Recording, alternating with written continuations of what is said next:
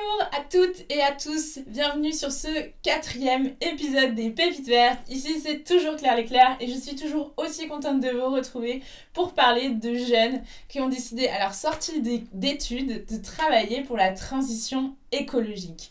Aujourd'hui, on a un format un peu particulier puisque c'est encore le confinement, mais que ça ne nous empêche pas de mettre en lumière des super parcours inspirants.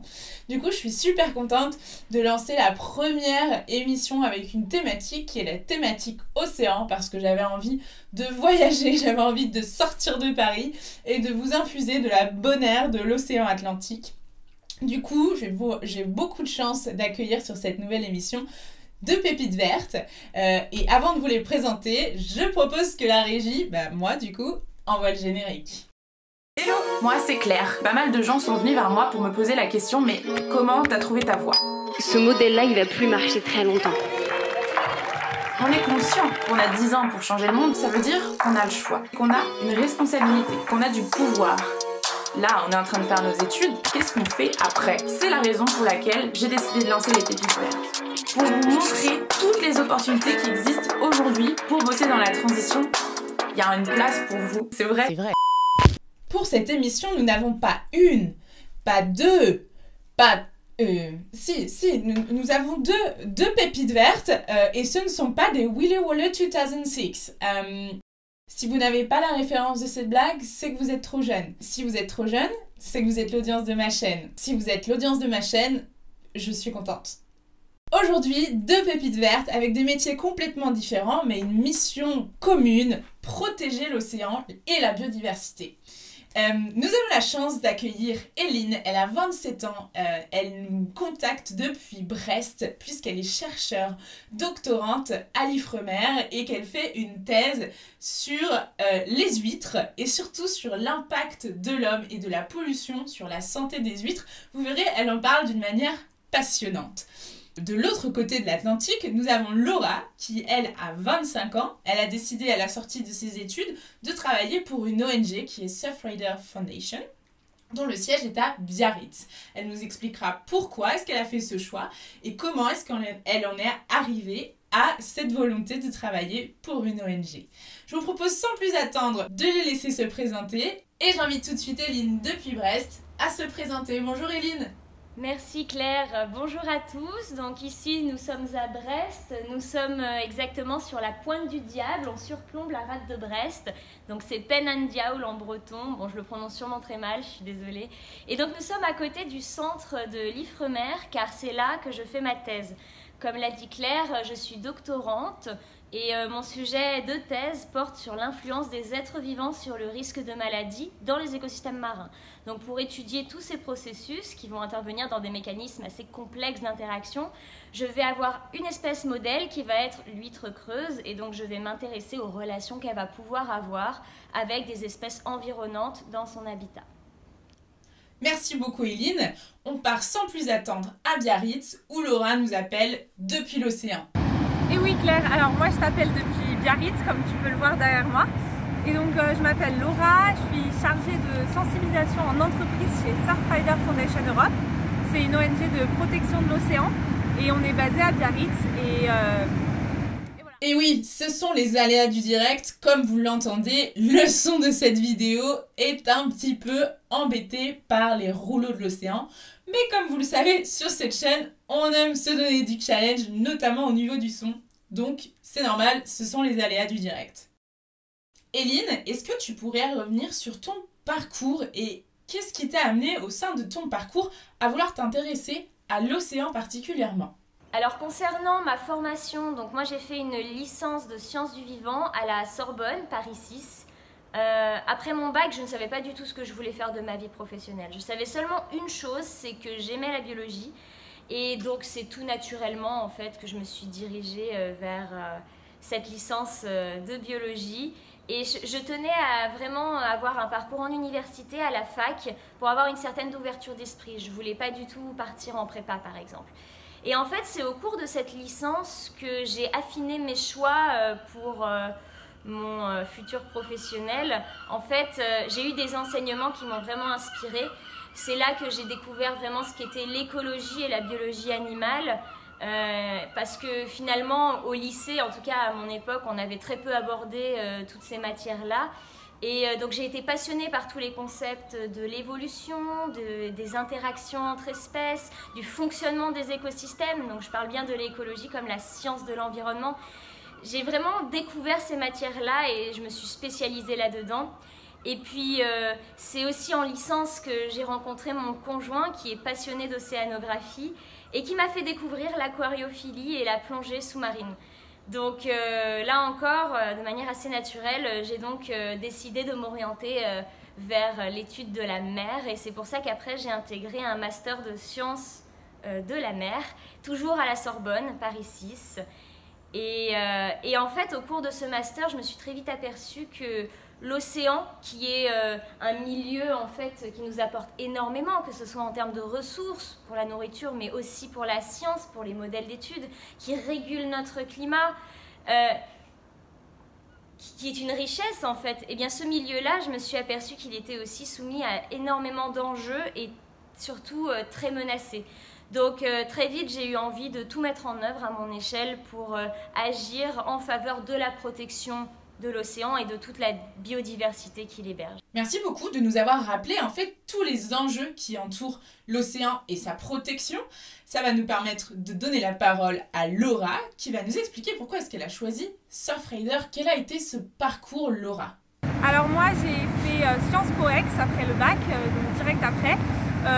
C'était des années d'études très enrichissantes avec un parcours assez global et classique avec beaucoup de culture G, etc. Ensuite, pour ma troisième année, j'ai décidé de partir à l'étranger aux États-Unis parce que je voulais vraiment vivre un peu le campus à l'américaine. Donc je suis partie à l'université du Wisconsin à Madison.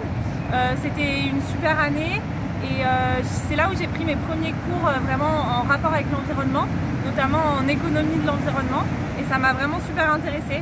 J'ai fait aussi plein de voyages aux États-Unis, en Amérique du Sud à ce moment-là, et ça m'a vraiment ouvert les yeux.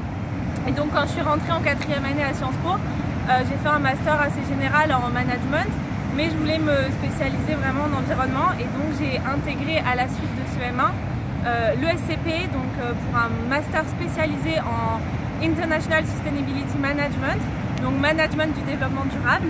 Et donc c'était à moitié à Paris, à moitié à Berlin. Et là c'était vraiment des cours focus RSE, donc l'environnement plutôt pour les entreprises, aussi avec une composante ONG, une composante organisme public. On a pu faire plein de projets vraiment au sein de différents organismes pour voir tout le panel qui compose le développement, enfin tous les différents acteurs du développement durable aujourd'hui. Donc ça m'a beaucoup appris.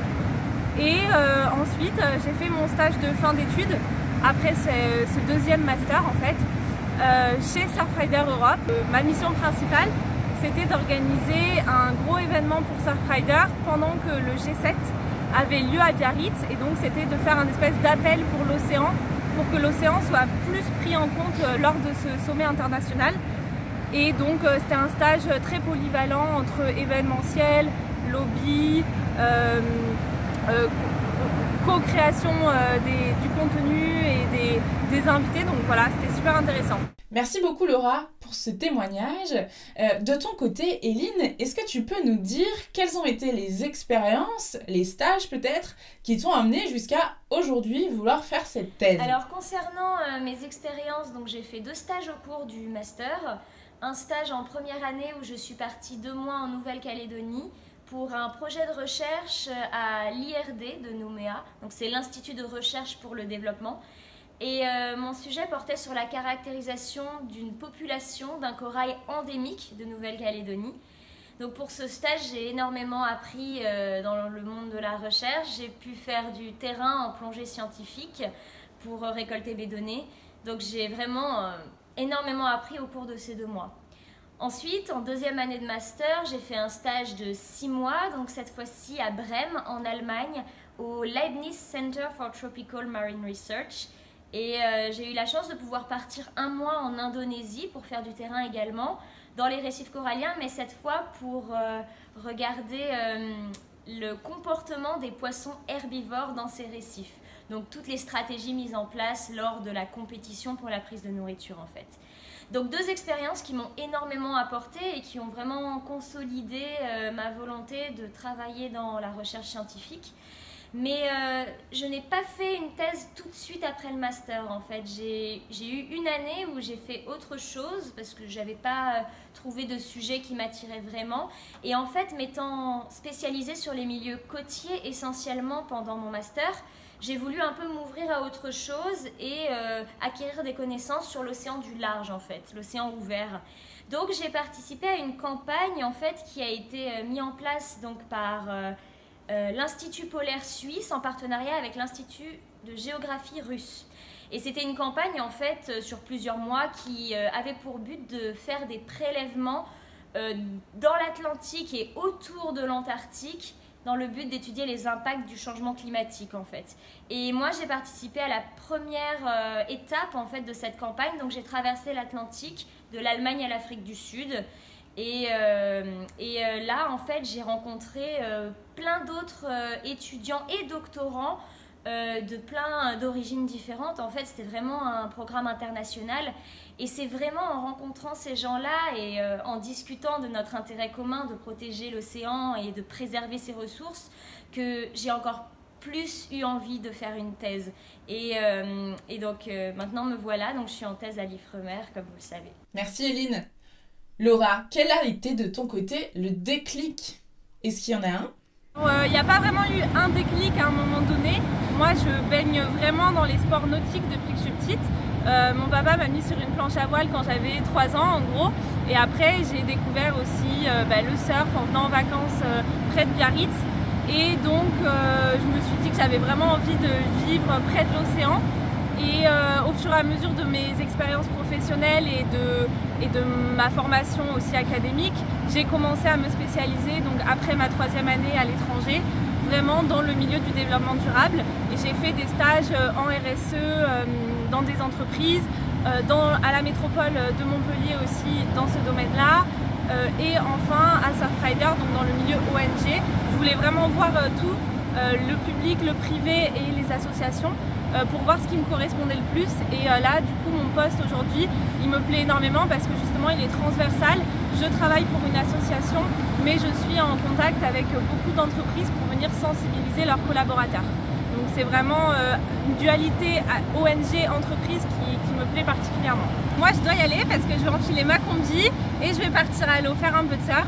Bon, je rigole aujourd'hui, c'est un petit peu trop gros pour moi, mais sinon, voilà, d'habitude, on y va le midi avec les collègues, prendre quelques vagues et puis avant de revenir travailler à Surfrider. Donc ça, c'est super chouette et je suis vraiment contente d'avoir cette qualité de vie aujourd'hui. Merci beaucoup, Laura. On est un peu jaloux. Même s'il fait froid et qu'on n'a pas trop envie d'aller se baigner maintenant. On te laisse te diriger vers les locaux du siège de Surfrider. Et puis en attendant, on redonne la parole à Éline. Éline, dis-nous, est-ce que tu peux nous expliquer un peu ce que ça consiste, en quoi ça consiste, le métier de chercheur au jour le jour? Alors mon travail au jour le jour, c'est un peu difficile de répondre parce que en fait, quand on est en thèse, aucune journée ne se ressemble d'un jour à l'autre. Et au-delà de ça, c'est vrai qu'en fonction des doctorants aussi et de leur sujet d'étude, de la discipline dans laquelle ils font leur thèse, ça n'aura rien à voir. Mais en ce qui me concerne, moi, donc mes journées, eh bien, donc j'alterne entre des périodes de préparation d'expérience, on peut dire, où là je dois m'occuper de commander le bon matériel, réserver le bon équipement, programmer combien d'échantillons je prélèverai à tel moment dans ma période d'expérience. Ensuite, il y a l'expérience en tant que telle, donc où normalement tout le planning est bien construit, mais en biologie, même quand on a prévu à l'avance et tout bien planifié, il y a toujours des imprévus. Donc il faut savoir s'adapter souvent au jour le jour. Après l'expérience vient une phase de traitement des échantillons qu'on a éventuellement prélevés pendant cette expérience, une phase d'analyse de données et toute une phase de réflexion sur j'ai des résultats, comment je les intègre un peu dans tout le savoir déjà qu'on a sur tel processus que j'étudie, comment je les fais parler pour donner le bon message. Après, il y a une étape de valorisation de ces résultats, donc par la publication scientifique. Donc ça, c'est vraiment pour contribuer à partager ces avancées en recherche pour la communauté scientifique. Donc il y a des périodes de rédaction qui peuvent être longues, qui régulent aussi les journées du doctorant. Et puis le doctorant, on lui demande aussi d'être à même de communiquer ses résultats. Donc ça peut être en congrès international ou lors de conférences, donc faire des présentations, contribuer vraiment à la valorisation et au partage des connaissances actuelles. Donc voilà pour, on va dire, les journées types que peut avoir le doctorant. Et puis la finalité, c'est aussi, pour quelqu'un en thèse, bien le rendu d'un manuscrit. Et puis la soutenance de thèse, donc, qui détermine en fait si la personne sera diplômée à l'issue de sa thèse ou pas. Donc voilà, en fait, on lui demande énormément de choses en parallèle et donc c'est beaucoup de travail, mais quand on aime ce qu'on fait, c'est assez valorisant.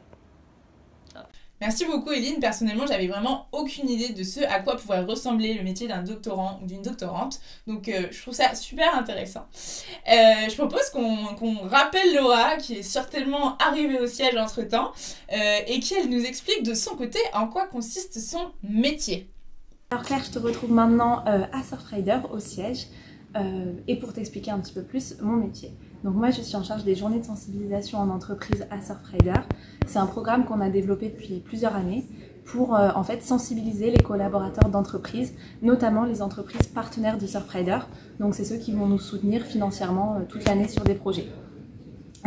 Donc en fait on leur organise des journées un petit peu de team building éco-citoyen. Donc c'est assez sympa, souvent on fait de la collecte de déchets, donc sur des plages, à Paris ou proche de rivières. On peut même faire du kayak. Donc c'est assez cool. On fait aussi de nouvelles activités avec par exemple des ateliers do it yourself. Donc on va faire des cosmétiques naturels, faire un déodorant, faire un shampoing solide ou des choses comme ça. Ou des produits ménagers. Et donc c'est pour montrer aux gens que en fait très facilement on peut faire ses propres produits sans emballage, sans pollution chimique de l'eau et de façon très simple et économique.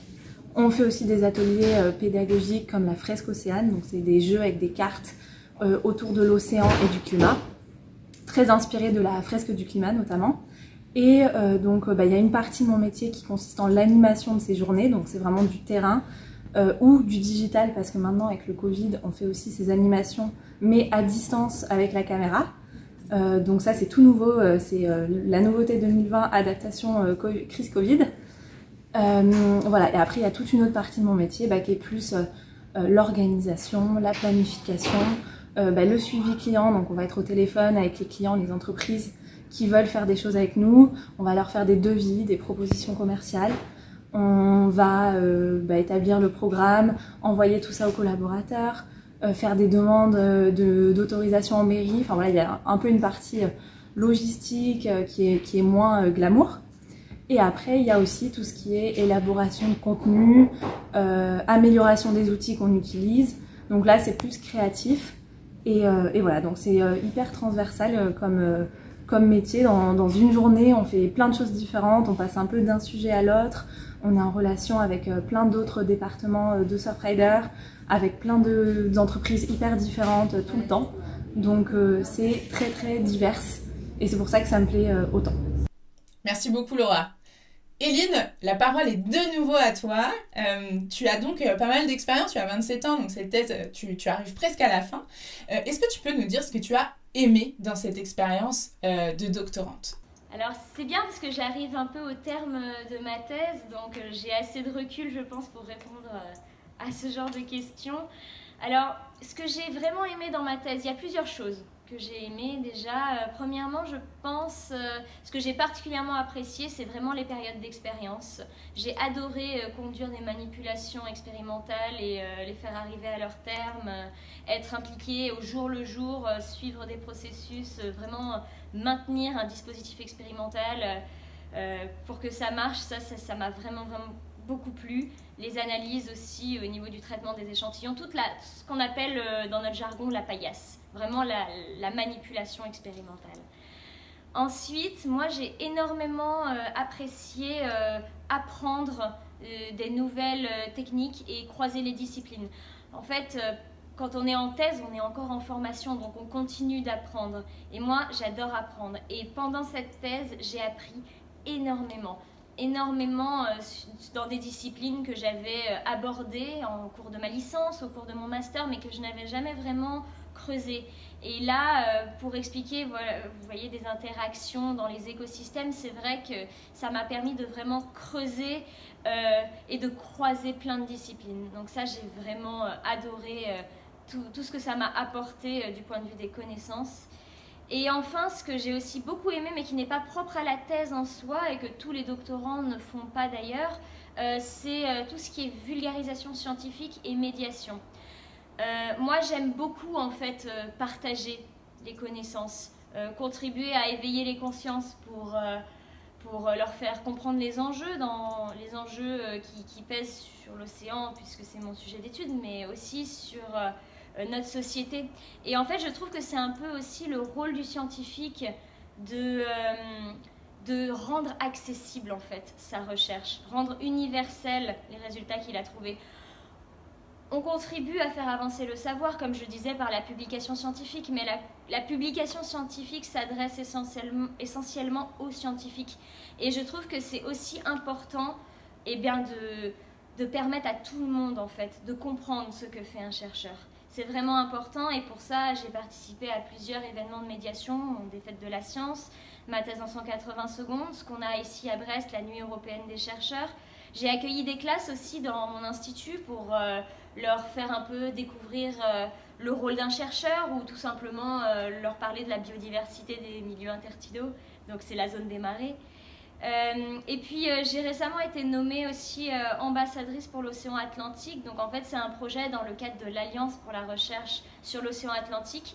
Et donc on est une vingtaine de jeunes en fait de différents pays, et notre rôle c'est de promouvoir la protection de l'océan dans des événements organisés notamment par la Commission européenne pour vraiment véhiculer ce message d'importance de protection de l'océan et avertir en fait le public. C'est vraiment une mission qui me tient à cœur. Waouh, c'est super inspirant. Il y a quand même eu des choses, j'imagine, que tu n'as pas aimées. Qu'est-ce qui est le plus dur dans l'expérience de la thèse? Je pense que c'est de tenir dans la durée. Il y a toujours, pendant une thèse, des périodes de doute. Et de doute si on fait du bon travail, ou des périodes où on n'a pas forcément trop de retour des autres personnes et on se demande si ce qu'on fait, ça va dans la bonne direction. Et puis on est soumis aussi à un stress un peu constant. 3 ans de thèse, c'est court pour le travail qu'on nous demande de fournir, mais c'est très long humainement. D'autant plus qu'une thèse ne garantit pas d'avoir une stabilité de vie derrière. Donc je pense que c'est vraiment par passion déjà, et par intérêt vraiment pour la science que quelqu'un fait une thèse. Et ce qui est vraiment dur, voilà, c'est de tenir face à ces périodes de doute et de vraiment se raccrocher en fait à ses convictions, ou à vraiment ce qui motive la volonté d'aller jusqu'au bout. Merci beaucoup à toutes les deux de nous avoir témoigné vos expériences, vos parcours et votre envie commune d'utiliser votre métier pour protéger l'océan, sa biodiversité et toutes les ressources qu'il nous apporte. Il y a un sujet qui est très important aux Pépites Vertes et auquel on tient beaucoup, qu'on adresse à chaque fois, c'est le sujet de l'argent. Le sujet de l'argent parce qu'on oppose souvent sens et argent. Et en fait c'est un peu un sujet tabou, alors que en fait il est central dans la manière dont on construit nos carrières et nos parcours, et je pense qu'il est un indicateur qui est en train de changer, notamment quand j'échange avec des jeunes pépites vertes qui placent du coup en général le critère de l'argent peut-être après le critère du sens. Je vous propose de vérifier ça tout de suite avec nos deux pépites vertes. Laura, est-ce que tu peux nous dire si ce critère de l'argent a pesé dans la balance quand tu as dû faire ton choix de métier? Alors ouais, très bonne question sur le salaire. Évidemment, on est en association, en ONG. On dépend des fonds publics, des fonds privés et des dons du public. Donc évidemment, nos salaires sont pas très élevés. Moi, ça n'a pas trop pesé dans la balance parce que je savais déjà que je voulais travailler en association. Et donc j'ai enchaîné mon stage de fin d'études à Surfrider, puis un service civique de quelques mois en transition avant de postuler à cette offre et à être sélectionnée pour faire actuellement ce poste de chargée de sensibilisation en entreprise. Donc j'avais pas postulé à d'autres postes avec des niveaux de rémunération plus élevés. Mais c'est sûr qu'aujourd'hui, si je voudrais être mieux payée, je pourrais travailler pour un cabinet de conseil en environnement, etc. Mais moi, c'est pas du tout ce qui me plaît. C'est plus vraiment être dans l'action, défendre l'océan au jour le jour et continuer à avoir cette action un peu devant mon ordi, un peu sur le terrain. C'est vraiment ce qui me plaît.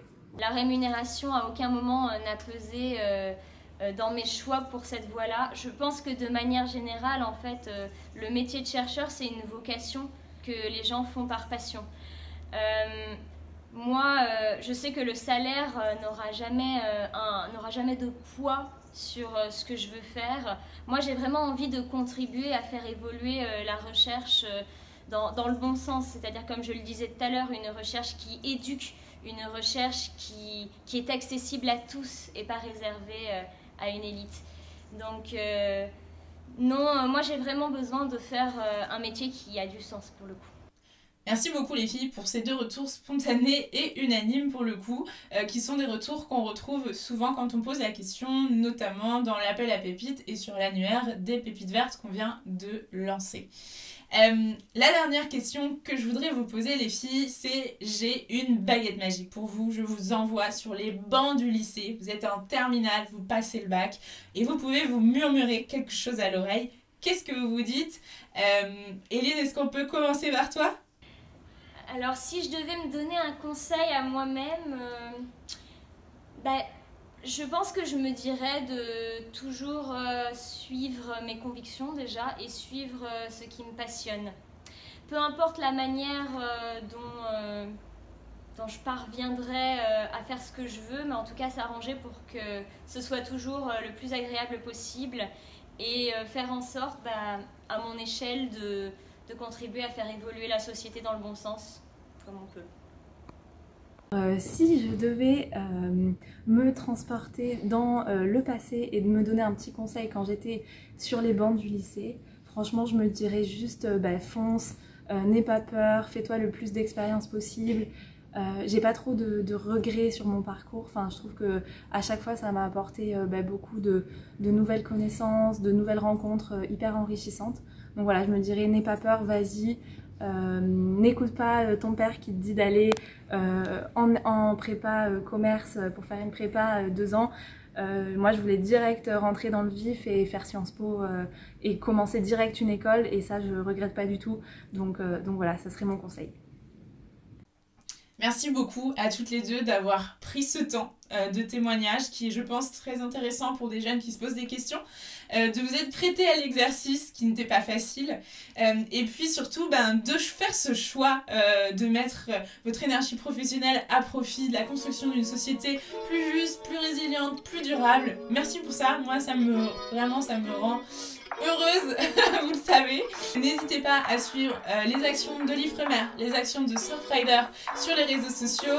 Éline est notamment, comme vous le savez, jeune ambassadrice de l'océan Atlantique parmi 20 jeunes dans le monde. Donc c'est super intéressant de pouvoir suivre son parcours et son évolution. Et puis la dernière chose que je voulais vous dire, c'est que on aura une émission numéro 5 le mercredi 15 mars à 12h15 en live sur LinkedIn et sur YouTube avec 3 nouvelles pépites pour le coup. Et là je suis vraiment ravie de pouvoir accueillir Laure Babin de Zeta Shoes, Étienne Courtois qui a lancé Ecob et puis mon ami Antonin Laurent qui a lancé Look Up, qui nous parleront tous les 3 de leur choix, bien qu'ils soient très jeunes, d'avoir pour premier job le statut d'entrepreneur. J'espère que vous serez nombreux à nous retrouver pour ce live. Ce sera la première fois, la deuxième fois pardon qu'on fait un live et vous pourrez poser bien sûr toutes vos questions à ces 3 entrepreneurs. Donc on continue les émissions sur des angles un peu thématiques et puis dès que le déconfinement arrive, je me relance dans les interviews avec des pépites qui ont répondu notamment à l'appel à pépites. C'est un grand bonheur pour moi de pouvoir pouvoir continuer à pousser du contenu positif et inspirant pour vous. Faites-moi tous vos retours, lâchez vos likes, abonnez-vous, contactez tous les journalistes que vous connaissez pour faire connaître le projet à un maximum de gens. Et puis continuons à placer l'impact au cœur de nos choix de carrière parce que c'est indispensable d'utiliser nos métiers comme des vecteurs d'action pour la transition. Donc merci à toutes et à tous et à très vite. Et aussi dernière chose, merci à l'équipe des Pépites Vertes qui est aussi derrière toutes ces actions et qui m'aide vraiment à avancer à la vitesse que je veux. Donc merci tout le monde et puis à très bientôt.